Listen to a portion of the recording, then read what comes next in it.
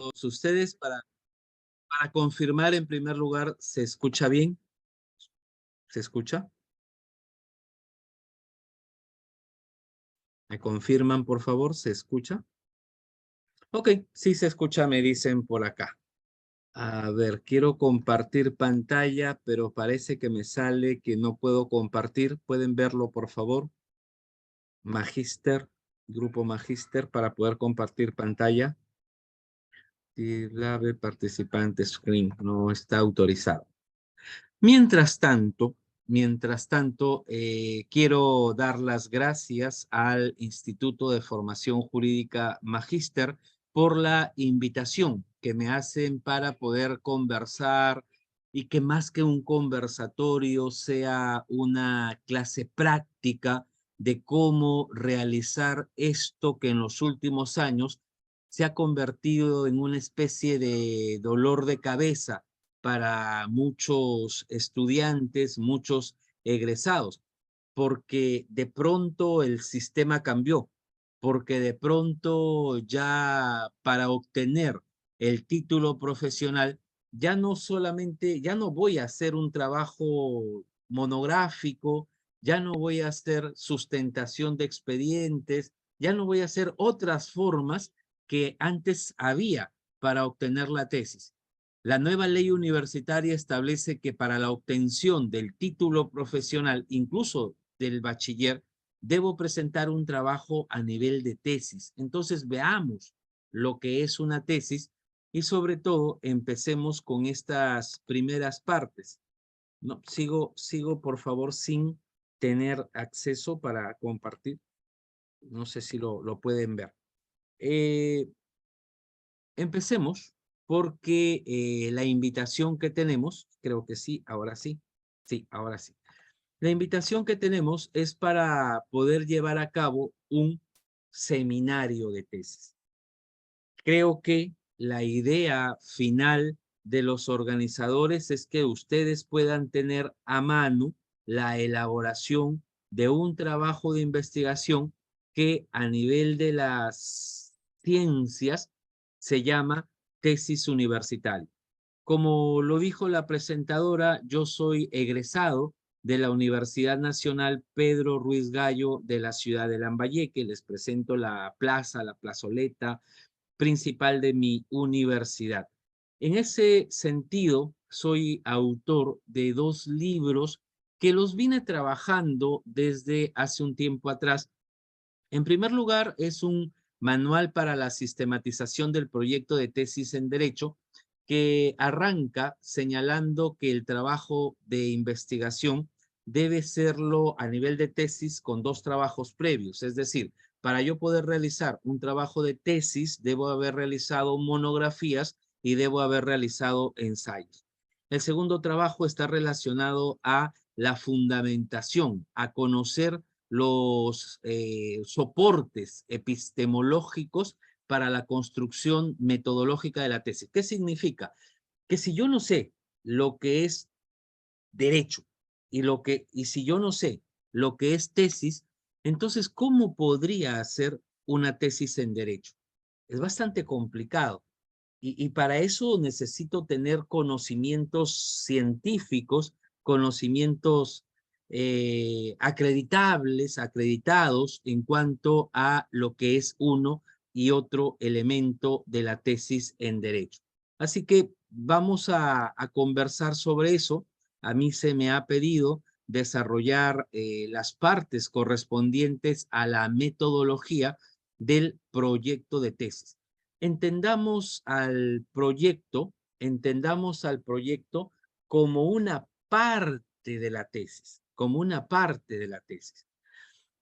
Imaginémonos que estamos ahorita frente a lo que es el proceso penal peruano. Y si yo les preguntara cuáles son las etapas del proceso penal peruano, pues con seguridad ustedes me van a contestar que son 3 las etapas. La etapa de investigación preparatoria, que tiene 2 subetapas, la etapa de diligencias preliminares y la etapa de investigación preparatoria propiamente dicha. Me van a decir la etapa intermedia y de seguro me van a decir la etapa de juzgamiento. Muy bien. Hay una cuarta etapa para algunos, que es la etapa de apelación. Yo también considero que la tesis tiene 4 etapas. La etapa de proyecto de tesis es la primera etapa. La segunda etapa es la etapa de informe o borrador final de tesis. Y la tercera etapa, que se llama sustentación de tesis, que tiene 2 subetapas. La primera es la de exposición y la segunda es de defensa. Y ya que podemos agregar una cuarta etapa, la cuarta etapa para mí es la de celebración, que muy pocas universidades lo realizan. En la Pedro Ruiz Gallo, en la época de presencialidad se realizaba, porque después de la sustentación pasaba el tesista con el jurado a una especie de tertulia, en una cena, en un almuerzo, y es allí donde se terminaba de mejorar la tesis, ¿no? Porque entre colegas, magíster, doctores o titulados, pues se conversa mejor, ¿no? Entonces, yo creo que hay una cuarta etapa, pero bueno, eso lo podemos dejar para luego. La tesis a nivel de trabajo de investigación tiene una determinada extensión. Ya no hablamos, ya no es posible de referirnos a esos trabajos extensos que uno lo llevaba en carretilla para poder presentarlo ante el escritorio del jurado. No, las tesis ahora son como los celulares, ¿no? Son más pequeños, como esas memorias para guardar datos, cada vez son más pequeñas. Pues bueno, la tesis también ha ido reduciéndose. Yo he visto tesis de 400 páginas, pero ahora no. Ahora las tesis más o menos tienen una extensión no mayor de 100 páginas, pero en el borrador de tesis. En el proyecto de tesis vi en la Universidad de San Martín, una vez que dicté por allí, vi que a los estudiantes le pedían una extensión no mayor de 20 a 25 páginas. Entonces, más o menos, imaginemos que en este trabajo, en este seminario, debemos redactar 20 a 25 páginas. Yo comparo, yo comparo este curso con un curso de cocina. Este curso, como lo hago yo en la universidad, debe terminar siendo un curso de cocina, debe terminar con un platillo preparado. No sé qué platillo va a elaborar cada uno de ustedes, cada uno de los estudiantes, pero de pronto alguien me dice, voy a preparar arroz con pollo y me trae arroz con pollo. Voy a preparar mazamorra y me tiene que traer mazamorra. Si alguien me dice, voy a preparar un pisco sour, me tiene que traer un pisco sour. Entonces, si ustedes eligen un tema, van a tener que elaborar el tema porque de eso se trata este curso. Hoy día vamos a hablar simplemente de algunos aspectos teóricos generales, pero me gustaría que en la siguiente clase podamos yo redactar un ejemplo de cómo se elabora el título, de cómo se redacta la situación problemática, de cómo se formula un problema y de repente esa podría ser la clase 2 para mí, ¿no? Y así, y que ustedes me lo presenten a través del grupo de Magíster para poder revisar y poder ir conversando. No tengo ningún inconveniente, más bien a mí me gusta leer mucho porque leyéndolos a ustedes, leyéndolo a los tesistas, pues yo aprendo mucho, ¿no? Yo aprendo, yo he aprendido, yo creo que tengo un cierto grado de conocimiento gracias a que puedo revisar los resúmenes finales de lo que ustedes preparan, ustedes tienen pensado en mente realizar. Y como todo esquema y como todo trabajo, pues tiene un esquema. Este esquema que yo les planteo acá es el esquema que manejamos en la Universidad Nacional José Faustino Sánchez Carrión. Y una cosa es esquema de proyecto y otra cosa es esquema de borrador de tesis. Ya, en el esquema del proyecto yo voy a encontrar pues la carátula como parte principal, un capítulo primero, planteamiento del problema, capítulo segundo, marco teórico, capítulo tercero, metodología, capítulo 4, recursos, presupuesto y cronograma, capítulo 5, referencias y anexos, ¿no? Es básicamente lo mismo que pide toda universidad.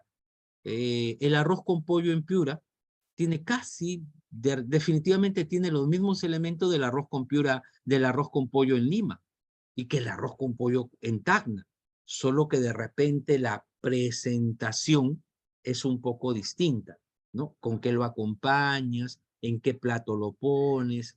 Bueno, ya son detalles, pero no debe faltar ni el arroz ni el pollo, ¿no es cierto? Entonces aquí no debe faltar ni el problema, ni el objetivo, ni la hipótesis, ni ningún elemento básico que hace que sea un proyecto de tesis.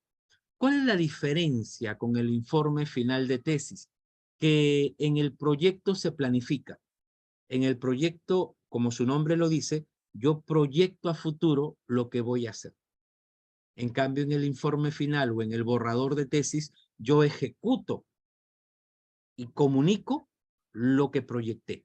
Lo que yo puse en mi proyecto, ahora lo ejecuto. Por eso es que la redacción del proyecto es a futuro. Se elaborará, se investigará, buscaremos, identificaremos, es a futuro. Mientras que la redacción del informe final o borrador de tesis es a pasado. Se ejecutó, se entrevistó, se encuestó, se buscó, se determinó, etcétera. Esa a pasado. ¿Por qué? Porque ahora ya lo estoy presentando ante primero la universidad, el jurado, y luego ante la comunidad jurídica. Por eso se dice que si tienes un buen proyecto, si tienes un buen proyecto de tesis, más o menos tienes ya el 60% del trabajo avanzado para la tesis. El 60%, tener un buen proyecto. ¿Por qué? Porque trasladas, miren, imagínense ustedes, acá, capítulo 1 dice planteamiento del problema. En el borrador de tesis, capítulo 1, también es planteamiento del problema. Lo único que tenemos que hacer es trasladarlo, pero cambiándole el verbo. Aquí lo puse a futuro, aquí lo pongo a pasado, porque es lo mismo. Igual, el marco teórico en el proyecto puede tener 10 páginas. Lo único que tengo que hacer es ampliar el número de páginas de repente a 30 o 40 páginas, pero básicamente siguiendo el mismo esquema del proyecto.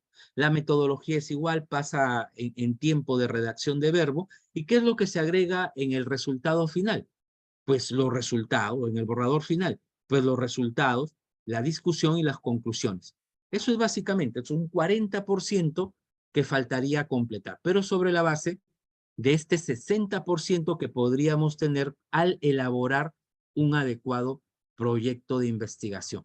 Y ahí vamos a elaborar problema, objetivos e hipótesis.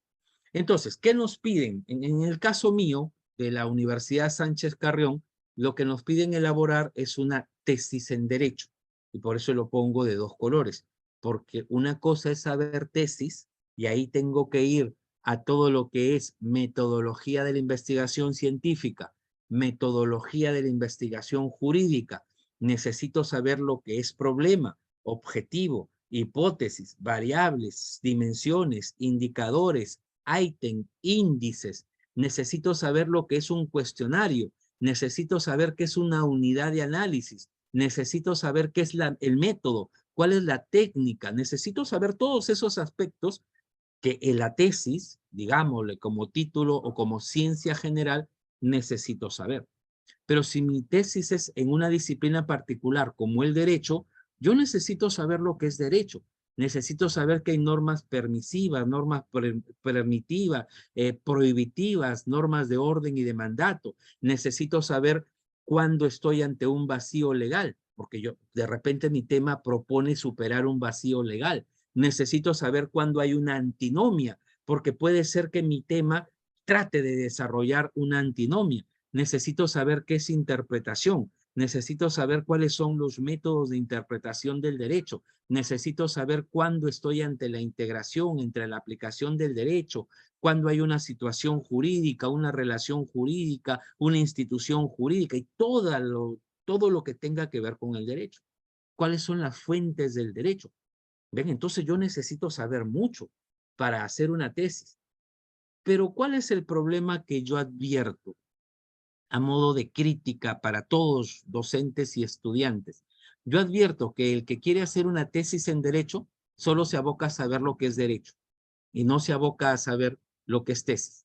Y ahí está el gran problema, porque el profesor me pide elaborar un problema y yo no sé lo que significa un problema.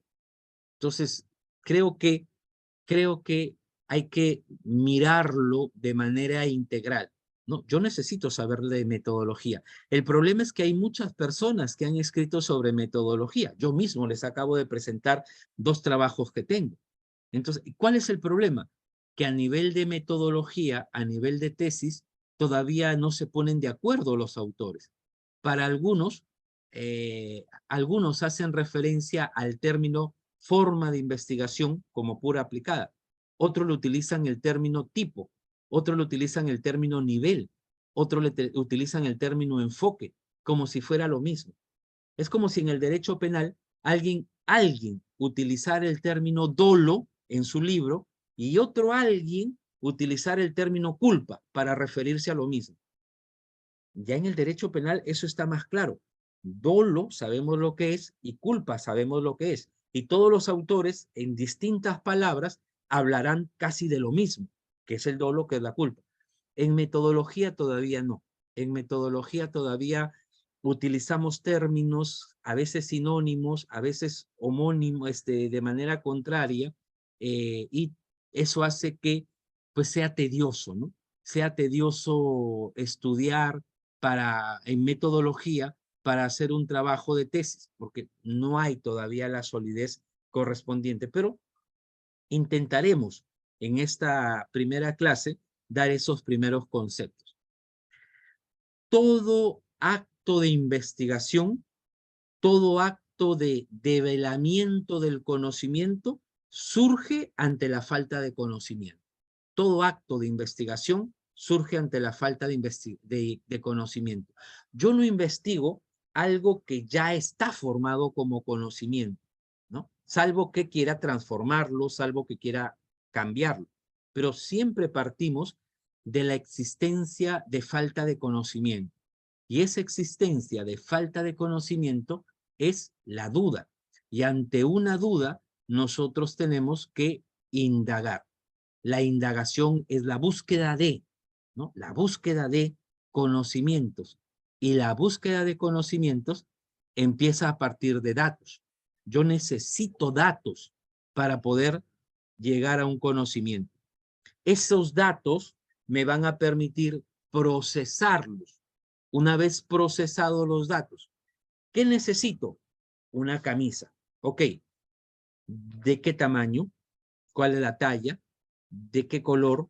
Manga corta, manga larga, de algodón, de otro material. Necesito saber eso. ¿De qué precio? También, ¿no es cierto? Y yo necesito saber eso porque todo eso me va a llevar a una información. La información me lleva a tomar decisiones. La decisión me dará un resultado. El resultado al aprendizaje. Y del aprendizaje, el conocimiento. Entonces, ¿cuál es la diferencia entre aprender y conocer? Y esto lo debe saber el tesista. El tesista va a buscar datos, procesar, generar información, tomar sus decisiones y va a aprender para él. Cuando yo indago sobre proceso inmediato y ubico al doctor Peña Cabrera, al doctor Almanza, ubico al doctor Nakazaki, ubico a César San Martín Castro, al doctor Pablo Sánchez Velarde, todos los que han escrito sobre proceso inmediato, y los empiezo a estudiar y los empiezo a analizar y todo lo demás, yo aprendo. Pero cuando yo redacto mi tesis y la comunico, transmito conocimiento. Entonces, el tesista aprende para transmitir conocimiento y el conocimiento tiene que ser un conocimiento adecuado.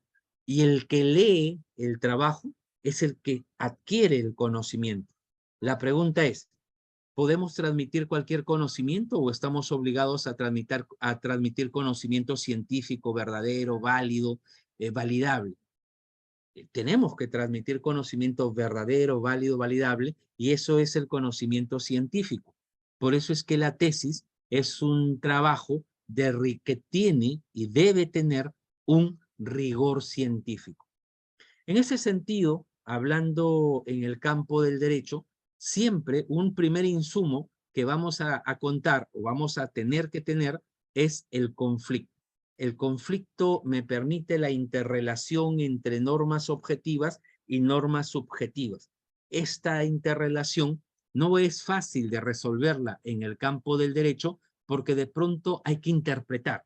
Recordemos nosotros que a nivel de teoría del derecho se nos enseña que no hay forma de aplicar el derecho si no es primero a través de la interpretación. Interpretar es, dentro de lo que es la RAE, explicar o declarar el sentido de algo y principalmente de un texto. No olvidemos que en nuestro país la fuente principal del derecho es la ley, ¿no es cierto? Principio de legalidad. Jus imperium, el imperio de la ley. Entonces hay que aplicar la ley.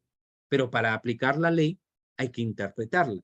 Y interpretar significa encontrar el sentido y el alcance de la norma. Se interpretan varias cosas, el tiempo, las condiciones de una persona, la hoja de coca, los sueños, la Biblia, todo se interpreta. Y el hombre de derecho interpreta las normas jurídicas para tratar de entender qué es lo que está frente a nosotros como un problema, como una circunstancia que no tiene aún solución. No que no tenga solución, sino que aún no tiene solución. Y ahí se enfrentan dos personas. De repente el abogado defensor en materia penal y de repente el fiscal. Para el fiscal es 6, para el abogado defensor es 9. Y un día le pregunté a un estudiante, al grupo de estudiantes, si ellos creían que había una tercera forma. Y ellos me dijeron que sí. Doctor, ahí hay un candado, me dijeron. Y uno puede verlo y dice, ok, hay un candado abierto. Muy bien. Y hay otro estudiante que me dijo, hay un garfio. Y uno mira y dice, ok, hay un garfio. Sí, pues, hay un 6, hay un 9, hay un candado, hay un garfio. Y eso se presenta en el campo del derecho. En el campo del derecho pueden haber múltiples respuestas respecto de un mismo hecho. ¿Y eso debido a qué? Debido a que existen diversos métodos de interpretación del derecho. El derecho es una ciencia o la ciencia de la interpretación llamada hermenéutica. En tal sentido, debemos teóricamente recordar, para ingresar al campo de la tesis, debemos teóricamente recordar que el método es el camino que ha de mostrar un conjunto de procedimientos o pasos a seguir para alcanzar un objetivo respecto de un caso concreto que se está estudiando o analizando. Siendo que, por el método, el principal objetivo es poder interpretar las normas jurídicas en su correcto sentido y alcance para lograr entender un caso fáctico o atender un caso fáctico de manera realista y coherente. ¿Cuál es el caso fáctico que vamos a presentar en nuestro trabajo de investigación? Pues nuestro tema de investigación. ¿Qué es el tema de investigación? Aquel elemento, aquel evento de lo que vamos a hablar. Y cuanto más preciso sea el tema, mucho mejor podré hablar sobre el tema. Una cosa es que yo hable de prisión preventiva, por ejemplo, y otra cosa muy distinta, que yo hable de el arraigo laboral como presupuesto material de peligro de fuga en la prisión preventiva. No estoy hablando de la prisión preventiva, estoy hablando del arraigo laboral. ¿Y por qué quiero hablar del arraigo laboral? Porque de pronto fui a una audiencia, ¿ya? Fui a una audiencia a escuchar, no era el abogado yo defensor, fui a una audiencia a escuchar y yo escuchaba al fiscal que decía, señor juez, eso no es garantía de que el procesado se vaya a fugar, porque está presentando una constancia firmada por un albañil, por un maestro de obra, ¿no? Que no nos da certeza, porque el maestro de obra no tiene RUC, no tiene nada. Entonces yo le escuchaba al fiscal y mi mente iba hacia las estadísticas que maneja el Perú. Y el Perú tiene 79% antes de pandemia de informalidad. O sea, para el fiscal solo valía una boleta de pago, que él tiene, ¿no? El fiscal tiene su boleta de pago, pero el peón de albañil no tiene boleta de pago. Quiere decir que porque no tiene boleta de pago y el fiscal sí la tiene, hay un arraigo laboral. ¿Cómo queda el tema de la informalidad en el Perú?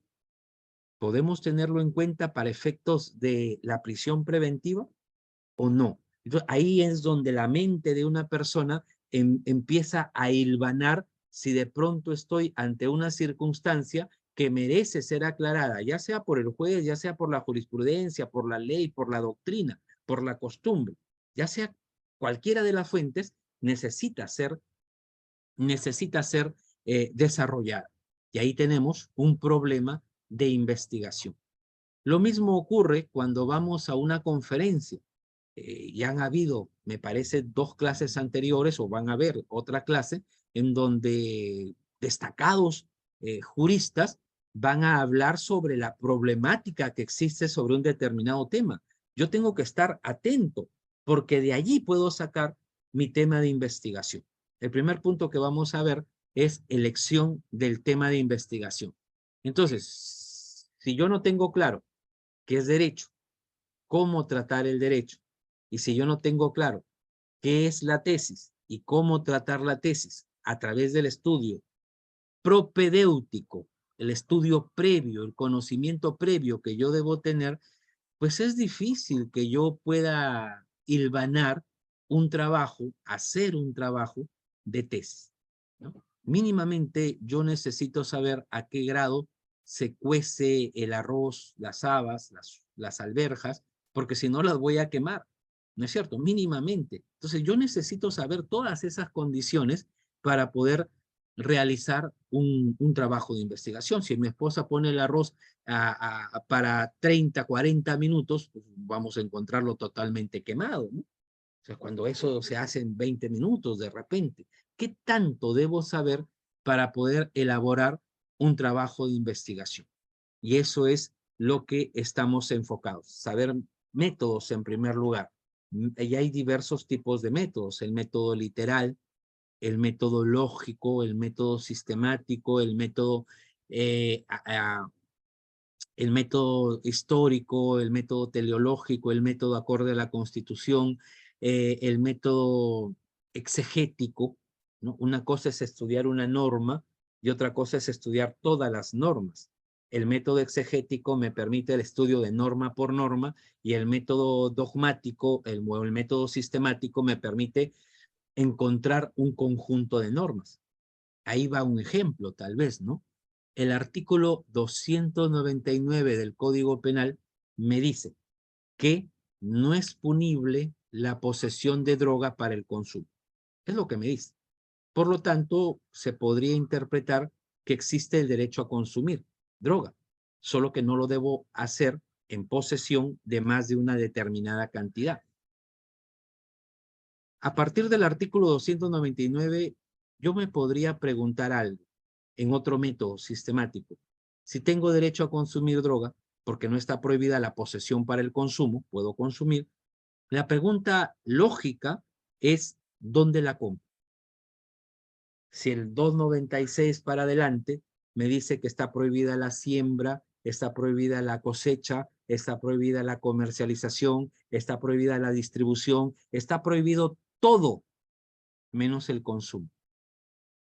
Entonces hay un sentido contradictorio en la norma, ¿no? Porque hay un consumidor que puede consumir, que puede comprar, que puede tener, pero se lo va a tener que comprar al ilegal. Entonces yo me pregunto allí, ¿qué pasaría si el Perú legalizara las drogas?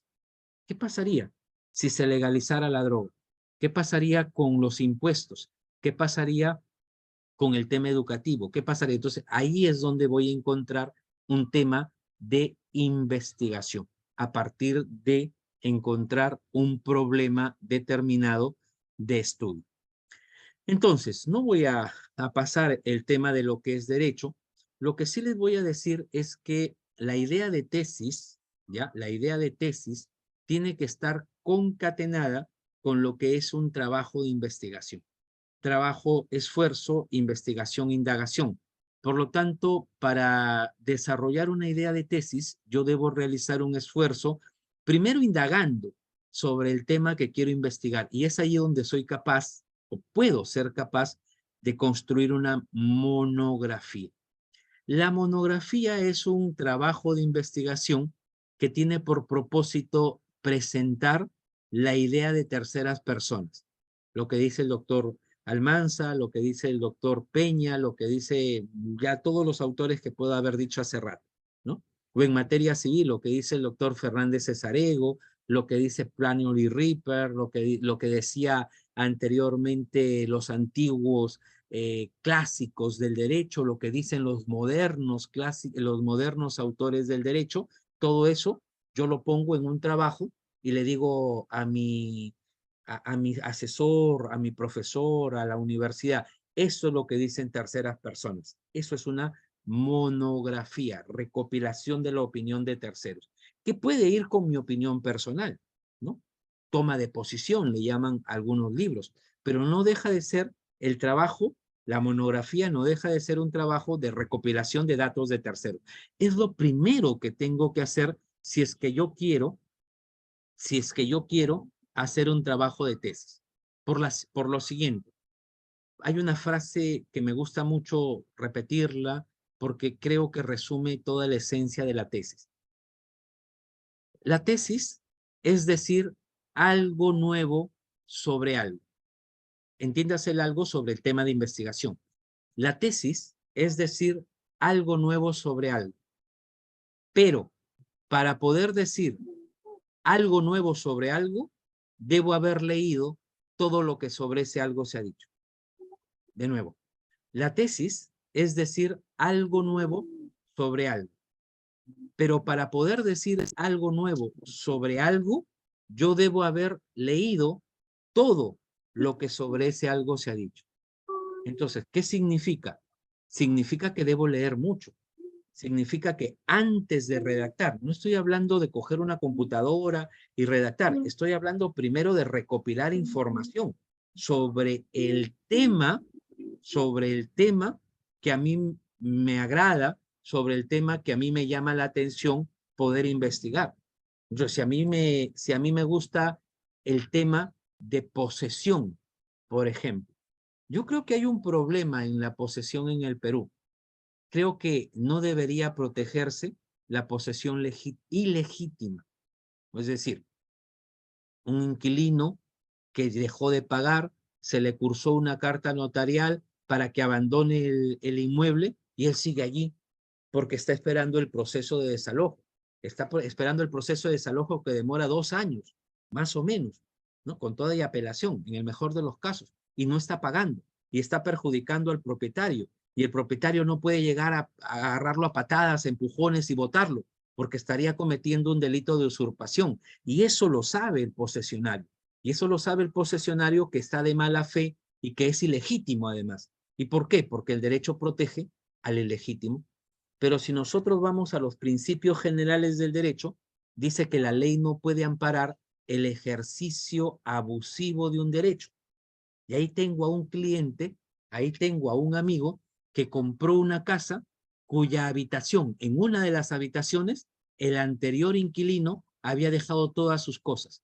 ¿Ya? A es el dueño, se lo vende a B, B encuentra esas cosas y A le dice, no, ya van a venir a recogerlas. Muy bien, van a venir a recogerlas. Y cuando B regresa, es denunciado por usurpación. ¿Por qué? ¿Por quién? Por el dueño de las cosas de esa habitación que se encontraban allí. Porque dice, aquí están mis cosas, nadie me las puede tocar. Oye, pero yo soy dueño de todo. Ah, no, yo te denuncio igual por usurpación. Y está denunciado por usurpación. Y ahora viene un problema mayor, porque B ya se lo vendió a C, ¿no? B ya se lo vendió a C, y C le ha requerido una carta notarial diciéndole, desocupa esas cosas, necesito ese cuarto. O lo desocupas tú, le ha dicho a B, o yo la saco. Entonces, B, perdón, le ha comunicado al dueño de las cosas y le ha dicho, el dueño actual me ha dicho que va a sacar las cosas, ven, recógelas. Ha llegado el dueño de las cosas con su abogado a decir, si me mueven eso, yo los denuncio. Y es que el derecho protege eso. Ya, entonces, ese es mi tema que me gusta, que me gustaría tratar. Entonces, yo tengo que indagar todo lo que se ha dicho sobre propiedad, todo lo que se dice sobre posesión, leyes. Ahora tenemos el desalojo express, tengo que leerlo, tengo que leer la jurisprudencia, los acuerdos plenarios, tengo que leer todo para decir algo nuevo sobre la posesión ilegítima, sobre el principio general del derecho que no ampara el abuso del derecho, la propia norma, pues entonces tengo que leer todo. Soy capaz o debo ser capaz de hacer una monografía. Un segundo trabajo que yo considero que debemos hacer, no sé si de manera concreta o ideal, pero debemos hacer o tener la capacidad de hacer, es Ana, un espera, acá voy a ir a mamá, ¿ya?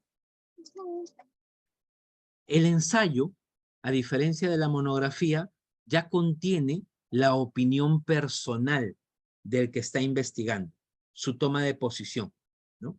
Por ejemplo, a mí me parece un absurdo que en el Perú, ¿ya? Que en el Perú se ponga como agravante en el secuestro que se secuestre al hermano de un funcionario, por ejemplo, o se secuestre al hermano del rey de la papa, ¿ya? Y se le ponga como un agravante.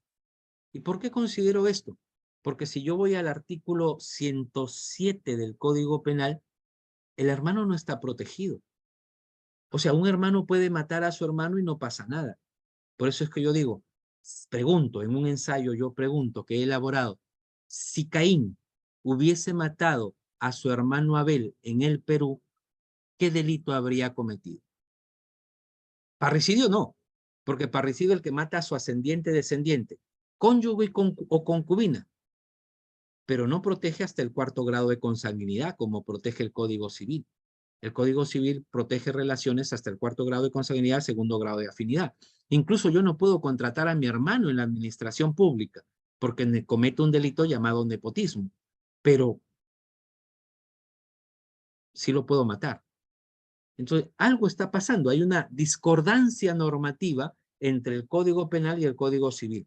Es más, también existen otra figura que de pronto el legislador patrio lo ha recogido, pero que no está en nuestro ordenamiento jurídico. Pongan ustedes en su Código Penal, pongan ustedes padrastro, hijastro, y les va a aparecer en alguna parte del artículo, creo que en violencia familiar, padrastro, hijastro. Pero si van al Código Civil, esta figura de las familias ensambladas no están reguladas. Entonces, ¿cómo el legislador penal peruano recoge figuras que no están en el Código Civil, en las relaciones particulares entre personas? Algo está pasando en nuestro país, ¿ya? Entonces, podemos encontrar muchos temas y esos temas son justamente los que deben llamar nuestra atención, como por ejemplo el tema del arresto ciudadano. El arresto ciudadano lo vamos a encontrar en el artículo X del Código Procesal Penal, que dice que un ciudadano puede arrestar a otro cuando se encuentre en flagrancia. Sí, vayamos al artículo 2 de la Constitución. La Constitución dice que solo por mandato motivado escrito del juez se puede detener a una persona por la policía o por la policía en caso de flagrancia. No hay nadie más que pueda detener. O manda el juez y lo ejecuta la policía o la policía lo ejecuta de manera directa. Ningún ciudadano puede arrestar a otro ciudadano por mandato constitucional. Ahí tengo una discordancia también. Y todo eso que sea una discordancia, podríamos tenerlo como un tema de investigación. Entonces, cualquiera sea el tema que ustedes quieran escoger, algún estudiante en época de pandemia me presentó un tema que para mí era nuevo, las startups, ¿no? Creo que así se llaman. Ese tema de qué pasa con los deliveries, cómo están regulados, cuál es el régimen laboral de una persona que toma su motocicleta, toma su bicicleta, se va al restaurante porque a ti te da pereza o no puedes salir de tu casa o no te dejan salir de tu casa y te compra la comida y te lleva la comida a tu casa, el repartidor. ¿Cuál es la naturaleza jurídica laboral de esa persona? Y de pronto también tenemos a una meretriz que trabaja en un prostíbulo debidamente autorizado. ¿Cuál es el régimen laboral que tienen estas personas de prestaciones de servicios sexuales? ¿Por qué no se puede vender un riñón? Y si lo puedo donar. Porque es medio curiosa la legislación peruana, ¿no? No podemos vender órganos porque están fuera del tráfico. Sí, pero lo puedes donar. Entonces, ¿cuál es la diferencia entre vender y donar un órgano? Más allá, Yo no sabemos. más allá, Gaby, la tetera, más allá de que es un acto jurídico, tanto la donación como la compra-venta son actos jurídicos. Pero ¿por qué no se puede vender órganos en el Perú? ¿Por qué es que una persona que ha sido violada sexualmente y queda embarazada por ese acto de violación no podría abortar? ¿Por qué la tendríamos que sancionar? Porque una persona que ya está en las últimas horas de su vida, momentos de su vida, no puede pedir la muerte digna a través de la eutanasia. Y así, todos los temas que nosotros tengamos en mente pueden ser materia de una tesis, de una investigación, de una indagación. El problema está en qué digo, ¿no? Tengo que decir algo nuevo sobre ello, entonces tengo que leer mucho, y eso se llaman saberes propedéuticos, saberes previos. La única forma de decir algo nuevo sobre algo es poder haber leído todo lo que sobre ese algo se ha dicho. Ya tendríamos que recordar, luego tendríamos que recordar la manera como redactar. Esa es otra cosa, ¿no? La redacción ya tiene reglas particulares como APA, etcétera, etcétera. Pero yo tengo que tener la capacidad de poder elaborar una monografía, un ensayo y, si es posible, un artículo. Ya el artículo es el resumen de todo lo que hemos investigado.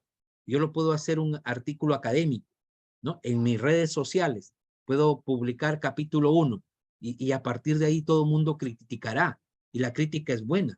Intento de refutación. Entonces ya después estoy en condición de poder presentarme ante el jurado, porque la tesis se presenta ante un jurado, 3, 4, 5 personas que son expertas en el tema, ¿no? O sea, ¿qué le puedo decir yo de nuevo al doctor Peña Cabrera sobre prisión preventiva? Tengo que leer mucho. Tengo que leer mucho para poder decirle algo nuevo a mi jurado. Entonces, ahí es donde se elabora el tema de tesis. Y al elaborar el tema de tesis, hay que saber qué investigar y hay que saber cómo investigar. ¿Qué investigar? El tema de derecho. Y cómo investigar el tema metodológico. Por eso es que yo le decía, hay que saber tanto metodología como la ciencia del derecho en particular. Entonces, ¿dónde encuentro mi tema de tesis? Si el primer tema que nos toca hoy día es elegir el tema, pues yo lo puedo elegir desde las raíces. Acabo de decirles un tema como el abuso del derecho, por ejemplo, ¿no? El abuso del derecho frente a la posesión ilegítima.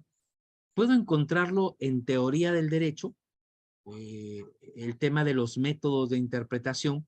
Puedo encontrarlo en las ramas, en las primeras ramas, derecho público, derecho privado, derecho social, o en las ciencias en particular, en la epistemología de las ciencias particulares. Entonces, en el árbol del derecho, yo puedo escoger cualquier parte para poder investigarlo. Y de ahí escojo el tema de investigación y lo redactaré luego de acuerdo a lo que me pide cada institución. Entonces recordemos o precisemos, la metodología es el camino. método camino, logia estudio. Y en derecho es el estudio del mejor camino. ¿Qué significa? Que derecho no tiene un solo camino, sino derecho tiene muchos caminos. Por lo tanto, yo debo saber cuál es el mejor camino que me va a llevar a un determinado conocimiento. Y luego investigar es indagar y jurídica es derecho. Por eso la metodología de la investigación jurídica se define como el estudio del mejor camino para indagar en el campo del derecho. Y eso es lo que yo tengo que saber si quiero desarrollar un trabajo de tesis. Entendido el trabajo de tesis como un proceso científico, un proceso que sigue pasos. A veces no nos podemos saltar los pasos, son rigurosos. Paso 1, establecer el problema. Paso 2, establecer la hipótesis. ¿Qué es el problema? Vamos viendo por allí. El problema es un déficit del saber que me ubica entre lo que es frente a lo que debe ser. ¿Qué es lo que es? Que está prohibido. ¿Qué es lo que debe ser? Que esté permitido. ¿Qué es lo que es? Que está permitido. ¿Qué es lo que debe ser? Que esté prohibido. Y aquí yo, en el caso de drogas, tenemos estas dos cosas, ¿no? Está permitido el consumo, pero está prohibida la producción. ¿Qué es lo que es que está permitido? ¿Qué es lo que es que esté prohibido? ¿Cuál es la solución? Una de dos. O prohibimos el consumo, y así tengas 1 gramo, y así tengas medio gramo, tolerancia cero, te castigo. Puede ser. O permito el tráfico. O castigo el consumo, prohíbo el consumo, lo cambio de permitido a prohibido, o lo cambio de prohibido a permitido. Y yo tengo que, como tesista, plantear que cualquiera de las dos alternativas puede representar una solución. ¿Puedo castigar al consumidor? Sí, se puede castigar al consumidor. El ejemplo está comparativo en el reglamento de comprobantes de pago. En el reglamento de comprobantes de pago se castiga al comprador que no exige boleta de venta, solo que no se aplica. En el reglamento nacional de tránsito se castiga al peatón que no cumple las normas que le corresponden como peatón, solo que no se aplica.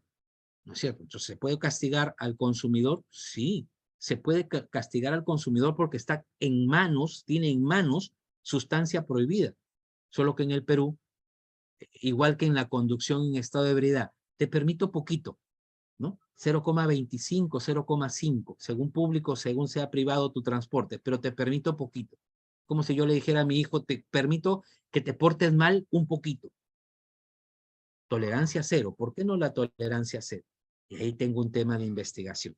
Entonces, siempre vamos a estar en la par entre problema y solución, ¿no? Problema y solución.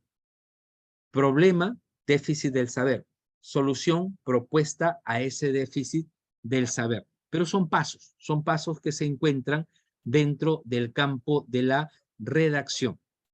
Entonces, si ya tenemos claro aspectos más o menos metodológicos, si ya tenemos claro aspectos más o menos jurídicos, pues ahora estamos en condiciones de saber lo que es la tesis.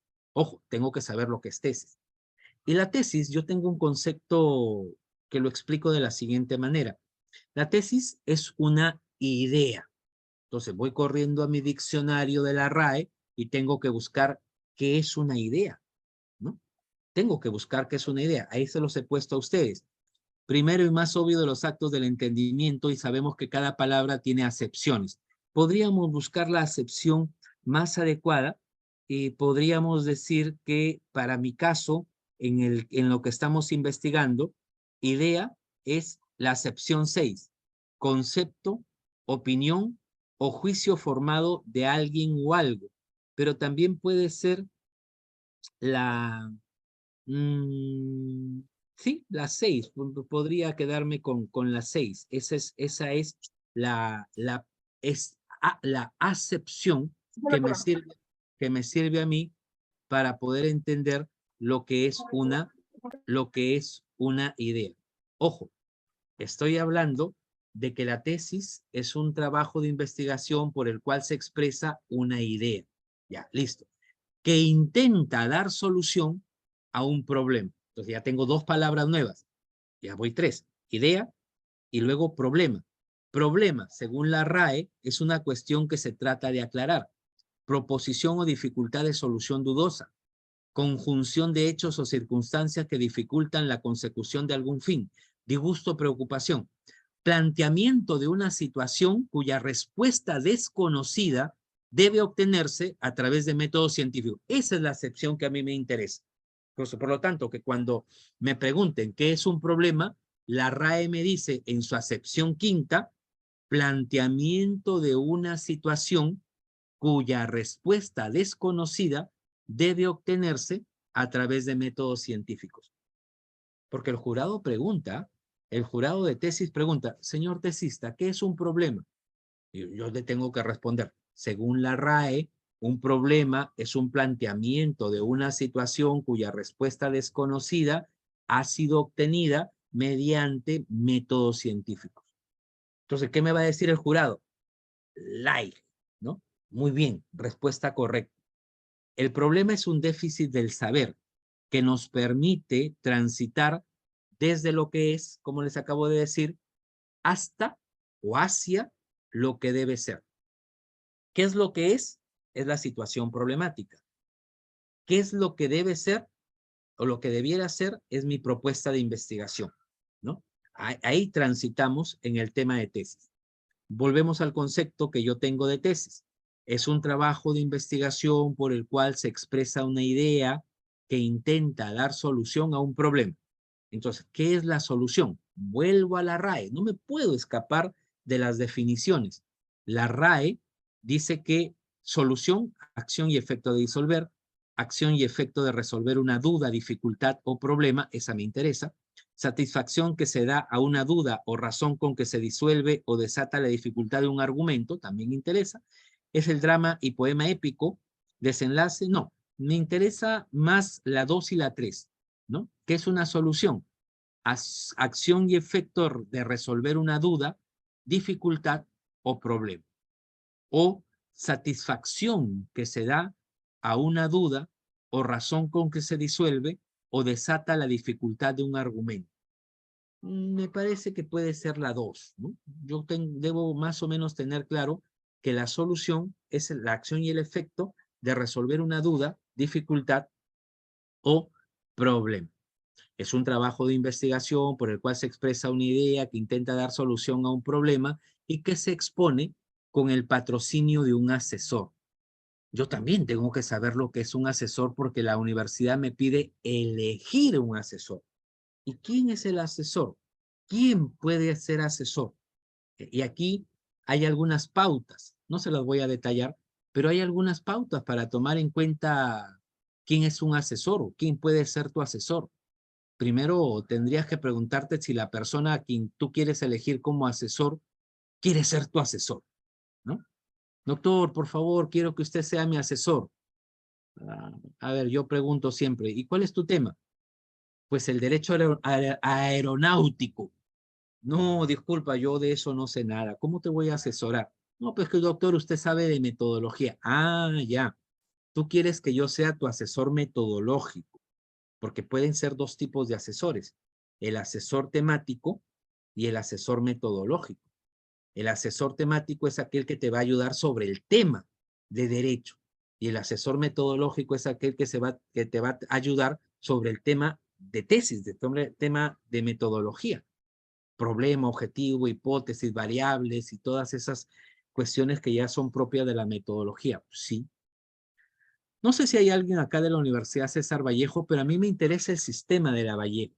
El sistema de la Vallejo te pone un asesor metodológico. Un día, alguna vez he sido docente allí y yo llegaba viernes y sábados a dictar todo lo que era metodología y ellos durante lunes a jueves tenían un colega que les hablaba sobre el tema en sí, les ayudaba sobre el tema. Entonces, dos asesores les colocaban en la César Vallejo. Por eso es que la César Vallejo tiene muchas tesis proyectadas, muchas tesis publicadas, no solo porque tiene muchas sedes, sino porque procura que sus estudiantes puedan, muchas gracias, salir con su trabajo de investigación. Yo dictaba 10º y 11º ciclo, proyecto e informe, y todos los alumnos tenían que terminar con su trabajo, porque de pronto les ponen 2 asesores. Mira, interesante la propuesta que no veo en otras universidades. Es un trabajo de investigación por el cual se expresa una idea que intenta dar solución a un problema y que se expone con el patrocinio de un asesor. ¿Ante quién? Ante un jurado. Y ahí tenemos también el decálogo del jurado. El jurado debe recordar, entre las partes del decálogo, el jurado debe recordar que al acto de sustentación sigue siendo docente. ¿Y cuál es la función del docente? Ayudar, orientar, darle soporte al estudiante. El jurado no es un adversario, no es el enemigo que está con la espada listo para volarte la cabeza. No, no es eso, ¿no? Acá, el jurado de tesis debe ir al acto de presentación a educar y formar, no a ridiculizar al tesista. Entonces, yo debo saber a quién estoy, con quién me voy a enfrentar en cuanto a mi idea. Eso no quiere decir que estemos de acuerdo. Cuando yo presenté mi tesis de maestría, mi jurado no estuvo de acuerdo conmigo y me dijo, Miguel, en el tema de la confianza que eran mis profesores, Miguel, yo no estoy de acuerdo contigo. Yo no estoy de acuerdo contigo porque yo decía que había esta incongruencia normativa en el Código Penal y el Código Civil respecto de la protección de los hermanos o parientes del 4º grado de consanguinidad. Y él me dijo, yo no estoy de acuerdo contigo, no necesitamos regular el delito de fraticidio porque ahora los hermanos no se quieren, no se ven, no se hablan, etcétera, etcétera, ¿no? Entonces yo le decía, doctor, con todo respeto, pero será su caso. Pero no creo que sea el caso de todos los peruanos que no se quieran entre hermanos. Yo creo que es mucho más, llama mucho más la atención, genera mucha mayor alarma social el escuchar Pedro mató a María. Ok, pero cuando uno escucha Pedro mató a su hermana María, la cosa cambia. Nos alarmamos más. ¿Cómo es posible que un hermano mate a otro hermano? Sí, pues, pero en el Perú no está regulado eso. No hemos regulado esos tipos penales para proteger a la familia hasta el 4º grado de consanguinidad y 2º de afinidad, pero mi jurado no estuvo de acuerdo. Les presento otro caso que también ha ocurrido recientemente en donde el jurado no está de acuerdo. Hay un estudiante que planteaba que en el caso de las personas transexuales, cambio de sexo, DNI de mujer, tratamiento personal por su pareja como mujer, tratamiento social como mujer, y esa pareja, que es varón, que mata a su pareja mujer, pero que no es mujer, sino que socialmente es considerada como mujer. ¿Por qué no considerarlo como feminicidio? En el caso de Azul Rojas Marín, la Corte Interamericana de Derechos Humanos en todo momento le llama la señora Azul Rojas Marín. La señora Azul Rojas Marín. ¿Qué pasaría si a la señora Azul Rojas Marín la mata su pareja, que es varón? ¿Estaríamos cometiendo feminicidio o no? Entonces, el tesista decía que sí, habría que dar la condición o habría que ampliar el delito de feminicidio para estos casos, ¿no? Pero el jurado, ¿qué decía? El jurado decía, no, para mí solo se nace varón o solo se nace mujer. Y ahí se enfrascaron en una discusión, ¿no? Claro, el tesista decía, sí, doctor, pero ese es un estereotipo social. Y yo justamente y ahí se agarraron entre los dos. ¿Por qué? Porque es función del jurado, a veces no estar de acuerdo, ¿no? Pero aquí hay algo más, ¿no? Es un trabajo de investigación que expresa una idea, que busca dar solución a un problema, que se expone con el patrocinio de un asesor ante un jurado superando la crítica. ¿Cuál es el propósito de la tesis? El propósito de la tesis es superar la crítica. ¿Y qué es la crítica? Nuevamente a la RAE. Yo no me puedo separar de mi diccionario. Nuevamente a la RAE. La crítica, perteneciente o relativo a la crítica, perteneciente o relativo a la crisis, muy difícil, de mucha gravedad, inclinado, dicho del valor de una variable, persona que ejerce profesión, conjunto de las personas que con una misma especialización ejercen la crítica en los medios de comunicación, etcétera, etcétera. Por ahí veía que la crítica era intento de refutación, ¿no? En una de esas acepciones, la crítica es un intento de refutación, ¿no? ¿Cuál es el propósito de la tesis? Que supere la crítica, que cuando el jurado diga no, el tesista con método, técnica, con habilidad, con destreza, pero con teoría, con datos empíricos, pueda demostrar lo contrario.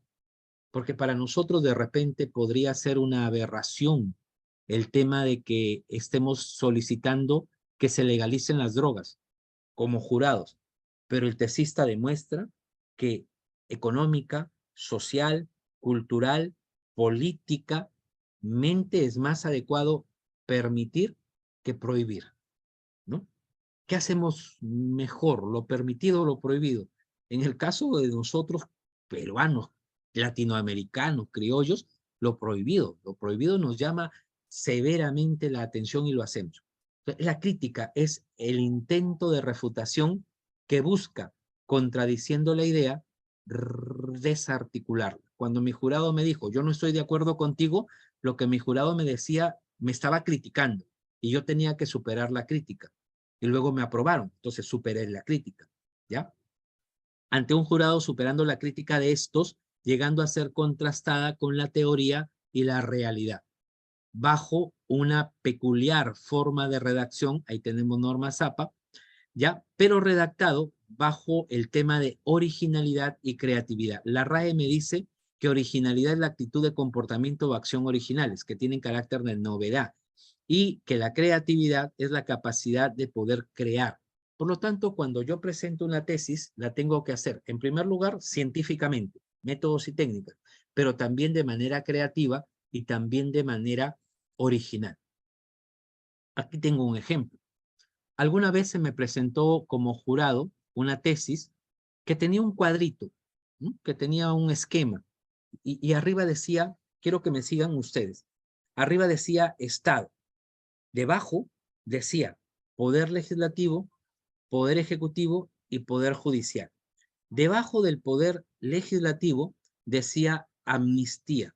Debajo del Poder Legislativo decía indulto. Y debajo del Poder Judicial había una interrogante. O sea, el Poder Legislativo tiene una potestad discrecional de perdonar el delito. El Poder Ejecutivo tiene una facultad discrecional de perdonar la pena. ¿No podría tener el Poder Judicial una potestad discrecional de perdonar el modo de ejecutar la pena? Esa era la idea de la tesis. Y para mí estuvo resumida en ese cuadrito.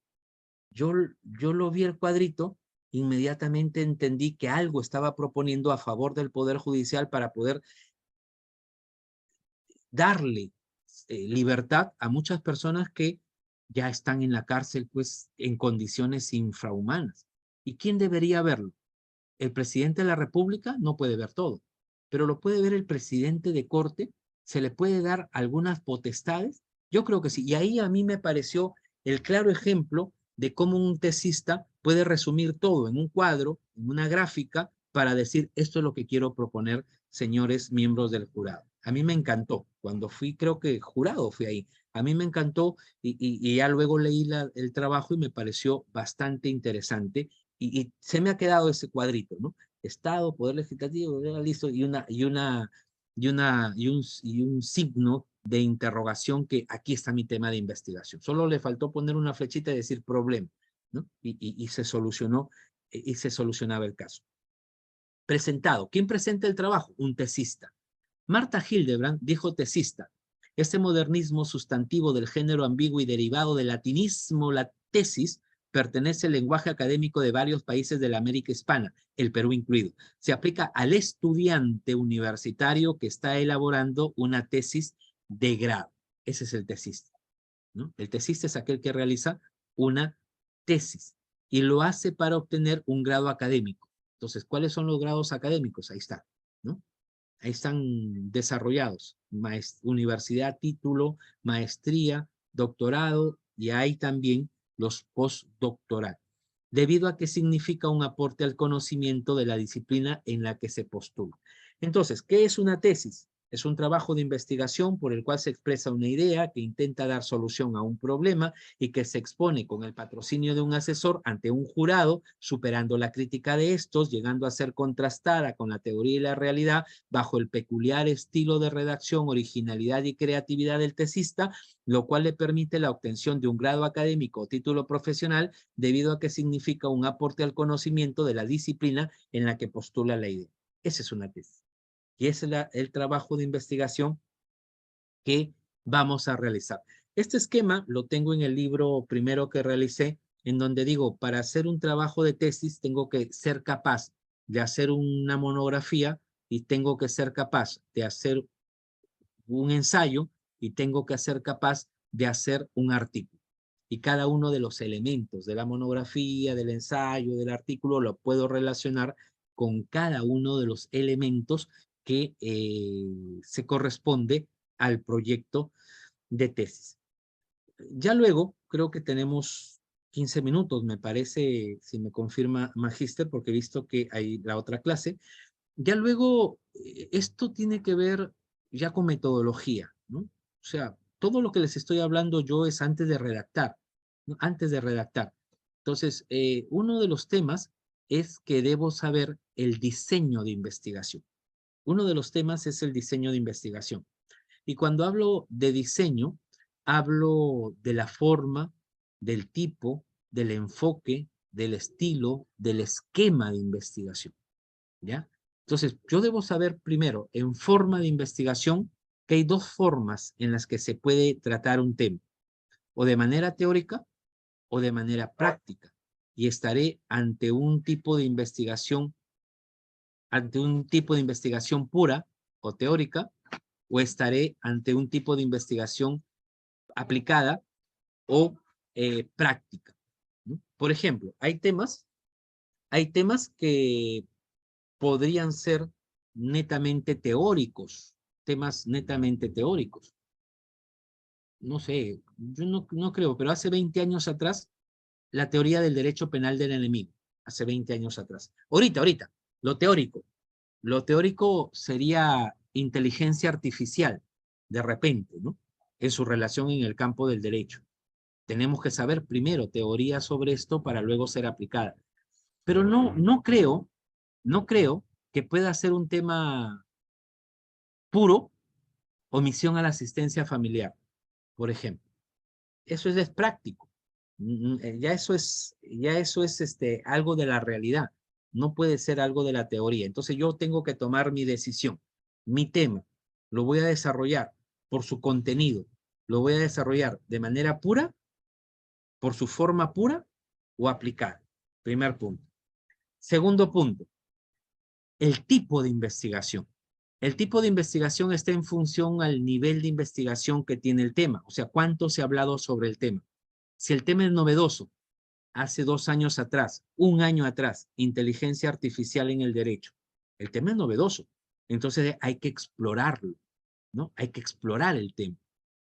Por lo tanto, el primer tipo de investigación será exploratorio. Entonces yo tengo que preguntar, ¿mi tema es exploratorio? Depende. ¿Cuál es tu tema? Prisión preventiva. No, ya se ha hablado mucho sobre prisión preventiva. Ah, no es exploratorio. Segundo nivel o segundo tipo de investigación. Descriptivo. Cuando conozco algo nuevo, luego describo sus elementos. Esa es la descripción. Describir elementos. Segundo tipo de investigación. Tercer tipo de investigación. Correlacional. Exploratorio, descriptivo, correlacional. Yo digo a mis estudiantes en clase, le digo, ¿qué relación existe entre esta pizarra y esta carpeta? ¿No? La pizarra sirve para escribir por parte del docente, la carpeta sirve para escribir por parte del estudiante. ¿Habrá una relación entre la carpeta y la pizarra?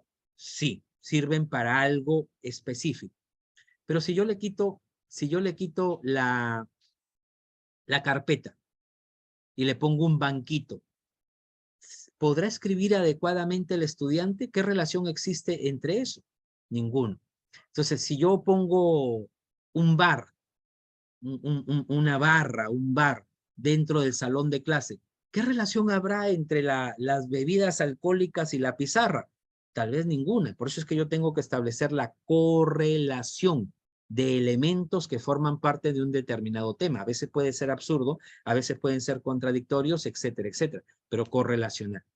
El otro tipo de investigación es la investigación explicativa, en donde yo voy a establecer relaciones de causa-efecto. Todos esos aspectos son aspectos metodológicos, ¿ya? Todos esos aspectos son aspectos metodológicos. Y luego viene el enfoque. El enfoque puede ser de dos tipos. Enfoque cuantitativo y enfoque cualitativo. Hasta hace pocos años, en derecho, el enfoque podía ser cuantitativo, ¿no? Por ejemplo, ahí tenemos ejemplos de cantidad de metros cuadrados en una cárcel, cantidad de personas, igual sobrepoblación, hacinamiento. Esas eran las investigaciones de hace una década o 2 décadas atrás, cuantitativas. Cantidad de horas que trabaja un juez, cantidad de expedientes. ¿Y cuál era el resultado? Sobrecarga procesal, ¿no? Entonces, la tesis terminaba diciendo, existe sobrecarga procesal en los juzgados penales de tal cosa. ¿Por qué? Porque hay X cantidad de expedientes y hay X cantidad de horas con X cantidad de jueces. Sobrecarga procesal. Y ahí se terminaba todo. No había problema. Era un estudio cuantitativo, en donde los números daban una cierta conclusión. En los últimos años, derecho ha despegado, ¿ya? Ha despegado, y ya no solamente son estudios cuantitativos, sino que ahora hay que darle una explicación, y ya son estudios cualitativos.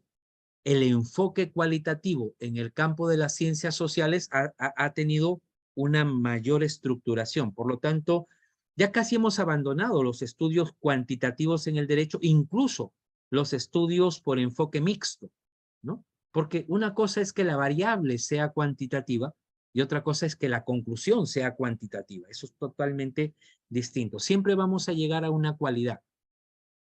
Y aquí mi amigo Cristian Escurra, que en paz descanse, con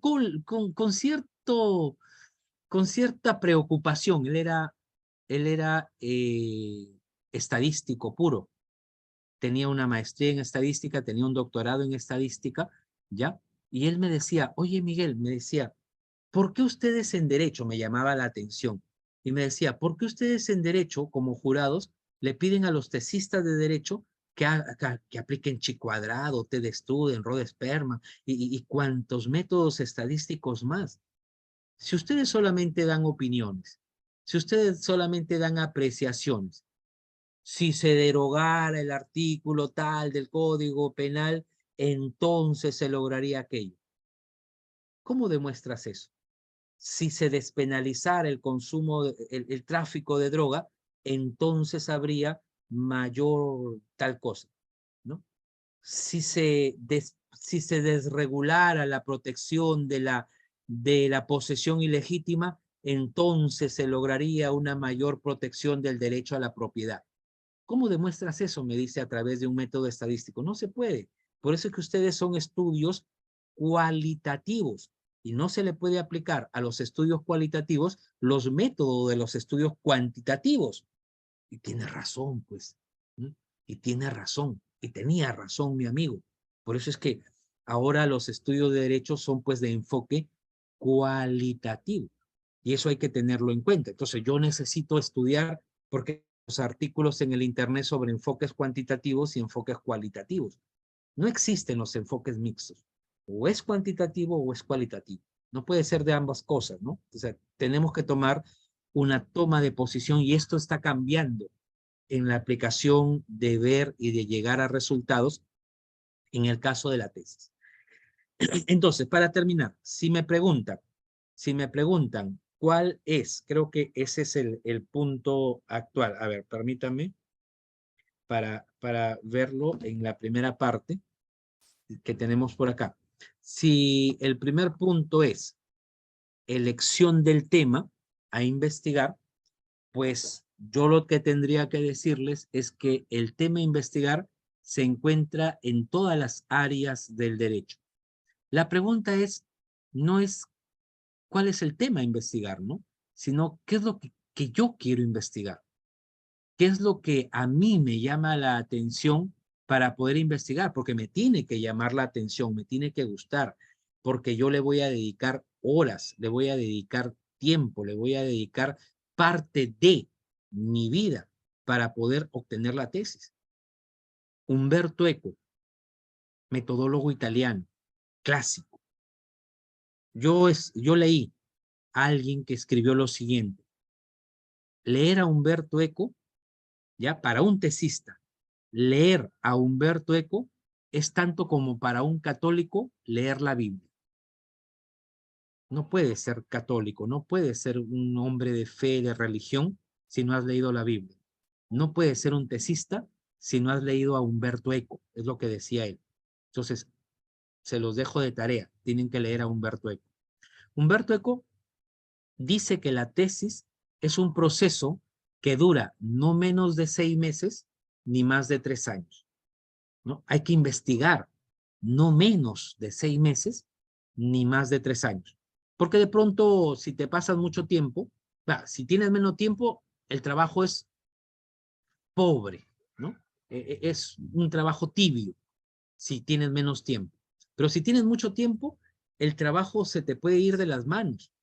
¿Por qué? Porque ya puede ser regulado, ya puede ser superado, tratado, etcétera, etcétera. No menos de 6 ni más de 3 años.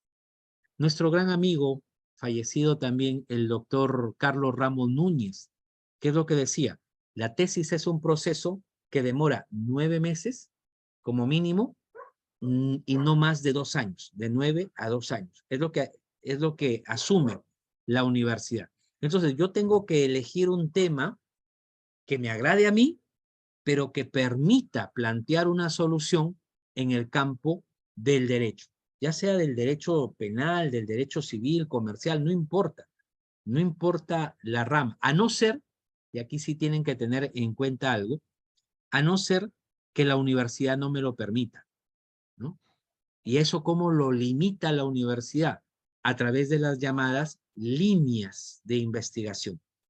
Cada universidad tiene y ha aprobado en una resolución cuáles son las líneas de investigación, es decir, en qué materias prefiere o dispone que sus estudiantes investiguen. Yo podría utilizar, por ejemplo, el derecho laboral. Me gusta el derecho laboral. Creo que por ahí hay un tema que podemos desarrollar en el tema de las huelgas de servidores públicos, porque qué bonito, ¿no? En mi época, felizmente no hubo huelgas, pero antes de lo que yo estudiaba, qué bonito. Los docentes se iban de huelga y la agarraban contra el Estado, porque él era empleador y trabajador. ¿Y el usuario? ¿Podría el usuario formar parte triológicamente hablando dentro de un proceso de huelga o no? ¿O simplemente es un espectador que tiene que esperar a que los dos se pongan de acuerdo? Los médicos se van a huelga, el Ministerio de Salud no les hace caso y los pacientes no tienen derechos, no pueden intervenir.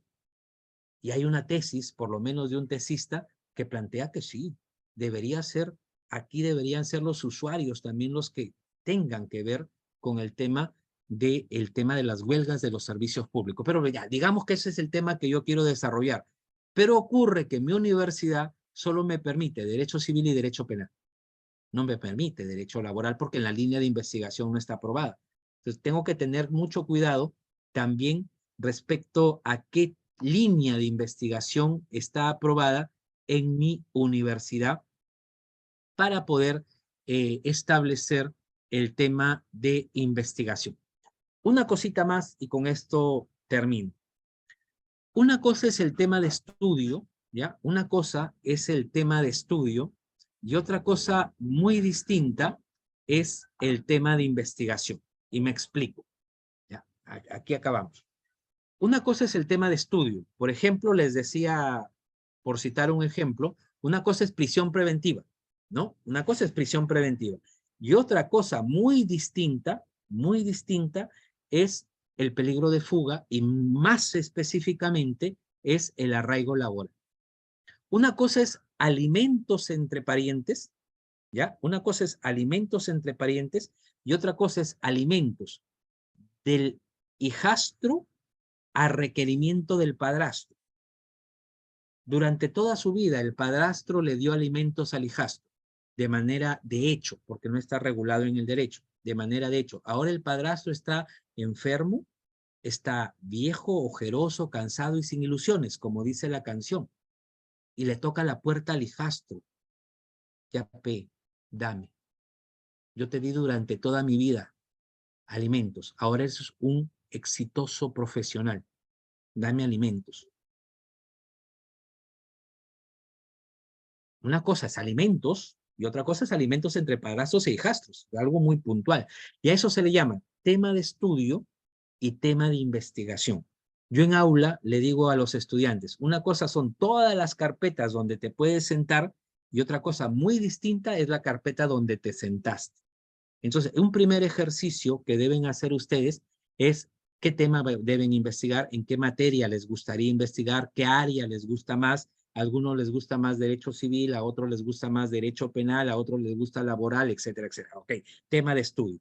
Pero dentro de ese tema de estudio, ¿cuál es el tema de investigación que está presentando un déficit del saber entre lo que ustedes encuentran como que es frente a lo que ustedes proponen como que debería ser?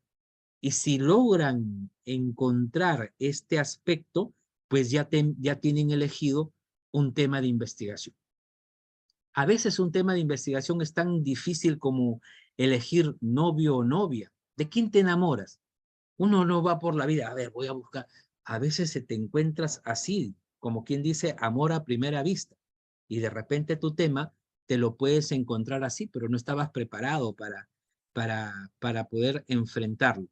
Así que yo los invito a que ustedes puedan ir a partir de ahora tratando de encontrar su tema de investigación, que puede ser en cualquier rama del derecho. Me preguntó una tesista y me dice, doctor, mi tema lo quiero desarrollar con otro amigo, pero ¿usted cree que entre los dos podemos hacer la misma tesis? ¿Usted cree que el tema puede soportar dos personas? El tema no tiene nada que ver con las personas que lo investigan, sino cómo lo investigan. Así que esa es la forma como debemos encontrar los temas de investigación en el campo del derecho, que planteen una solución frente a un determinado inconveniente, y no importa que el jurado esté de acuerdo. Lo que yo tengo que hacer es sustentar y solventar. Un tema que me plantea un último tesista es lo siguiente, que viene de España, tal vez se lo dejo de tarea, el stealthing, ¿no? A se pone de acuerdo con B para tener relaciones sexuales, pero con protección. Ok, con protección. En mitad de la relación sexual, B se retira el condón sin avisarle a A. A se da cuenta al terminar y A dice, me sentí ofendida, me sentí ultrajada sexualmente. ¿Hay ofensa? ¿Hay ultraje?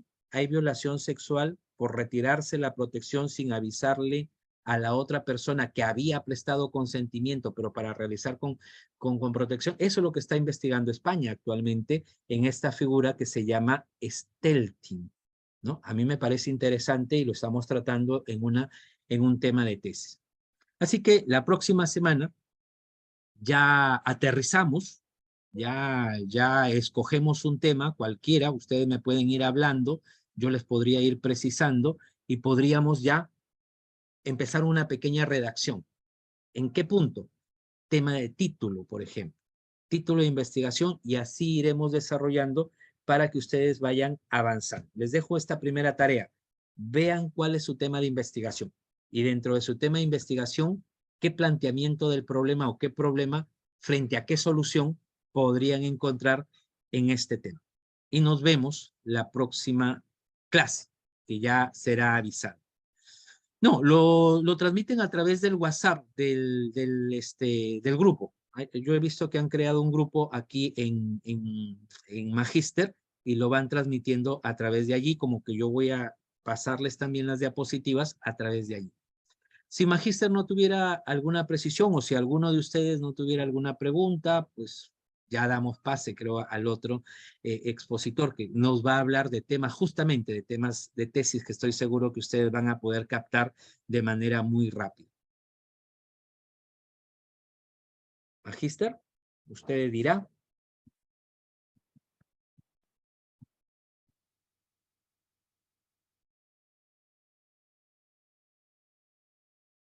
Porque de acuerdo a la programación tengo entendido que a mí me tocaba a las 5 y sesión 3, ¿no? Sesión 3, tienen una sesión 3 ahorita, 6:30.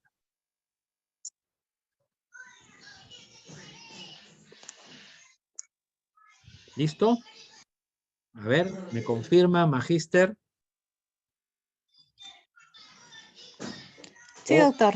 Bueno, no Listo. habiendo más preguntas por parte de los participantes, estimado doctor Juan Miguel Juárez Martínez, el Instituto de Formación Jurídica Magíster le da las gracias por la excelente ponencia brindada el día de hoy. Asimismo, esperamos volver a contar con su participación en los próximos eventos académicos que viene organizando el Instituto Magíster. Ok, nos vemos la próxima clase. Creo que conmigo continuamos. ¿Ya?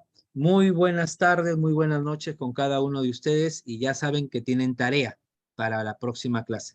Hasta luego. Muy buenas tardes. Gracias. Buenas noches, doctor. Buenas noches.